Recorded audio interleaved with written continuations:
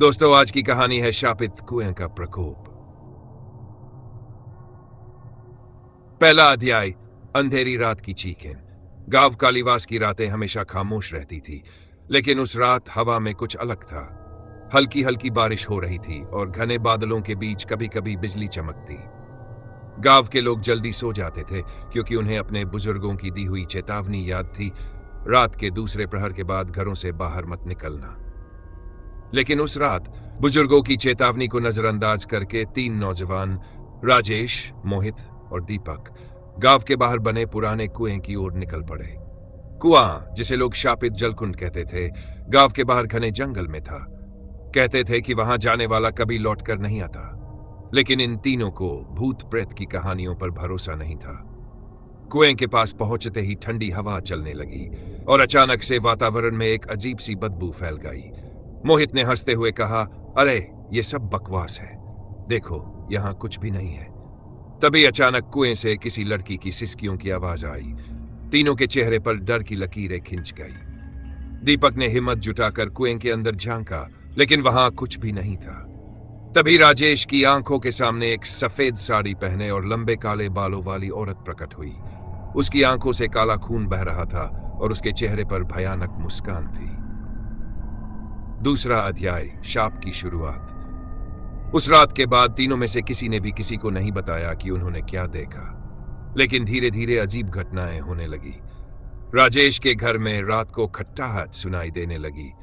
मोहित को नींद में कोई गला दबाने लगता और दीपक के शरीर पर खरोंचों के निशान दिखने लगे। एक दिन मोहित अपनी मां के साथ खाना खा रहा था, जब अचानक उसकी गर्दन टेढ़ी हो गई और उसकी आंखें सफेद हो गई। उसकी मां चिल्लाने लगी, लेकिन मोहित जमीन पर गिरकर छटपटाने लगा।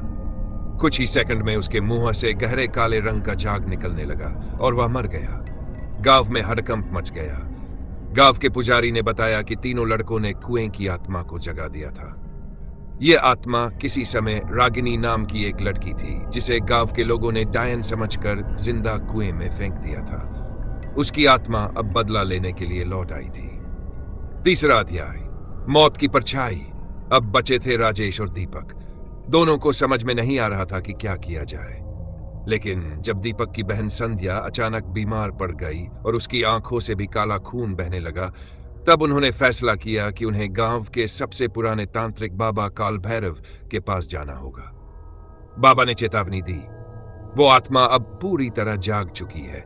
इसे रोकने के लिए तुम्हें फिर से उसी कुएं में जाना होगा और आत्मा को मुक्त करना होगा। लेकिन याद रखना, अगर तुमने गलती की तो तुम्हारी आत्मा भी उसी कुएं में कैद हो जाएगी। राजेश और दीपक ने हिम्मत करके कुएं की ओर कदम बढ़ाए, लेकिन जैसे ही वे वहां पहुंचे, आसमान में काले बादल घिराए और चारों ओर से अजीब अजीब हंसी और रोने की आवाजें आने लगीं।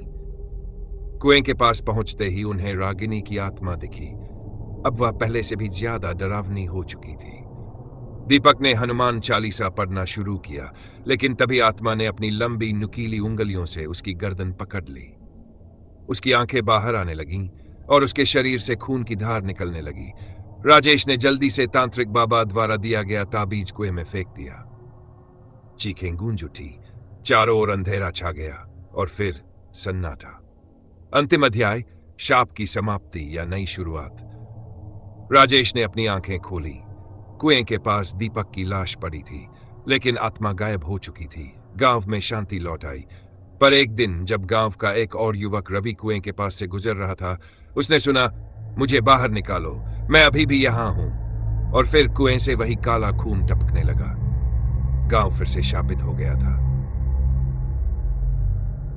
दोस्तों, आज की कहानी यहीं तक थी। आपको कहानी कैसी लगी, कृपया कमेंट करके जरूर बताएं। अगर कहानी पसंद आई हो तो वीडियो को लाइक करें और चैनल को सब्सक्राइब करना न भूलें। और हाँ, पूरा वीडियो देखने के लिए आपका बहुत बहुत धन्यवाद।